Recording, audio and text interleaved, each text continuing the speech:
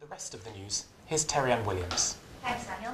A pirate radio station in Islington has been raided by the council on behalf of Ofcom after pressure from Loving Dalston and Hackney Council forced them to act, following an advertisement broadcast by the station.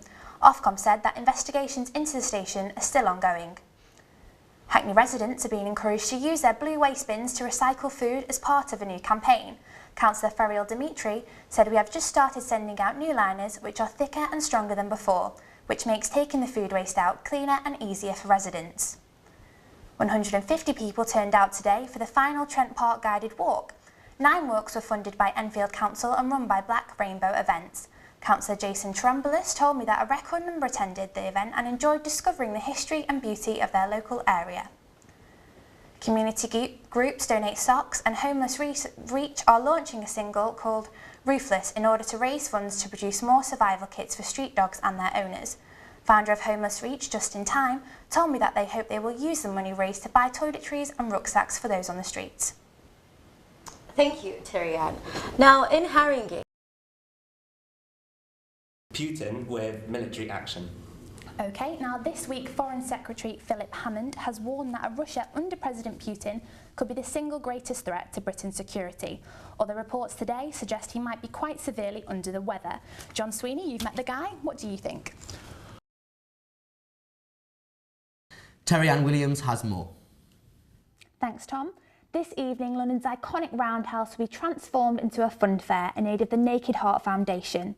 Founder of the charity, Natalia Vodyanova, told me that the fun fair will have all the elements that excited us and thrilled us when we were children. A project which won lottery funding is this week being hosted at Swiss Cottage Gallery. Another utopia is by artist Albert Petroni, who has worked in collaboration with Abbey Owner Housing Cooperative to document Camden's housing movement in the 70s and 80s. International superstar Eva Yabawano will be showcasing her powerful choreography tonight at Sadler's Wells Theatre in her critically acclaimed show A. Eva told City News that playing at Sadler's Wells always gave her so much joy. Now, fancy being the belle of the ball or even Dick Whittington's cat? Hackney Empire are selling their costumes to make way for new shows. Creative director Susie McKenna told me that she hopes they go to good homes who will treasure them as much as they have. Back to you. thank you.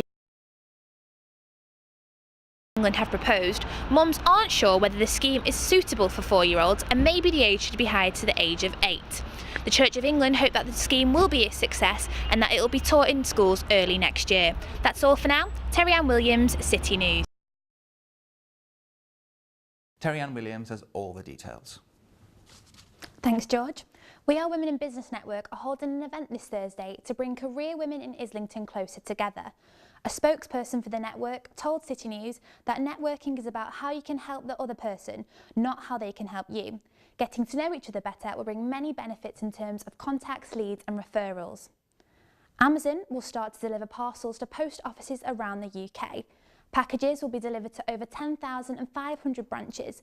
The Royal Mail Local Collect facility means Amazon will have 16,000 pickup locations in the UK.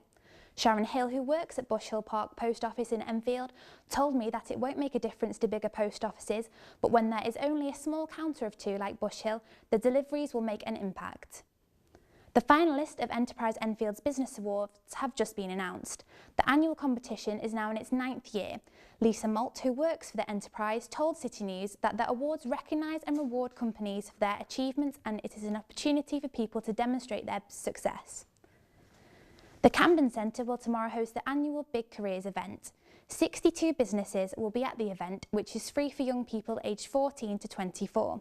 Shardell Mason, who helps organise the event, said that the essence of the event is to give youngsters options and choices by offering a variety of jobs, degrees, apprenticeships and opportunities overseas.